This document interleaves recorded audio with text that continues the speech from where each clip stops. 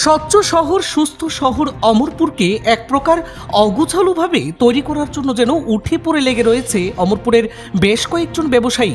রাতের আধারে অকেজো অবস্থায় কমলা লেবু রাস্তায় ফেলে এক প্রকার শহরকে দুর্নাম করার জন্য এবং নগর পঞ্চায়েতকে কালিমালিপ্ত করার জন্য উঠে পড়ে লেগে রয়েছে।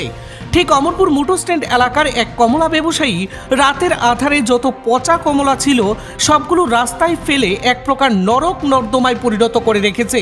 এমত অবস্থায় গাড়ি চালক থেকে শুরু করে সকলেরই একটা সময় গাড়ি চালাতে গিয়ে অসুবিধার সম্মুখীন হয়েছে।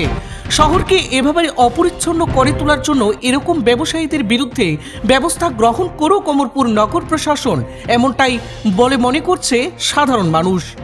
তো কমলা পড়ে রয়েছে রাস্তার মধ্যে, ময়লা আবর্জনার মতন হয়ে রয়েছে। কোন জায়গা এটা? এটা অমরপুর মোটর স্ট্যান্ড। আচ্ছা, এই আপনি কি অমরপুরের লোক নাকি? হ্যাঁ, আমি অমরপুর। আচ্ছা, এই যে যারা ফালাইছে তার দোকানের নাম কি জানেননি আপনি, তার মালিকের নাম? আমি তো জানি না, আমি তো দেখছি না কে ফালাইছে। আচ্ছা, এই যে ময়লা আবর্জনা ফালাইছে, কি মনে করেন অমরপুর নগর পঞ্চায়েতের মানে খামখেলিপনা নাকি?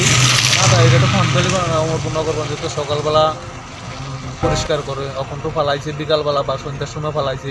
এটা তো ফালাইছে কি উচিত হয়েছে যে ফালাইছে? আর কি উচিত হইব? এই যে একটা জাতীয় সড়ক, সড়কটা নষ্ট। এটা কি অমরপুর প্রধান সড়ক? হ্যাঁ, এটা অমরপুরের প্রধান সড়ক, অমরপুর উদয়পুরের মেইন সড়ক মোটর স্ট্যান্ড। এই যে পালাইছে কি মনে করেন আপনি? এটা তো খুব খারাপ হয়েছে, দেখতে তো খুব খারাপ লাগবে। জায়গাটা নষ্ট করেছে মেইন সড়কে।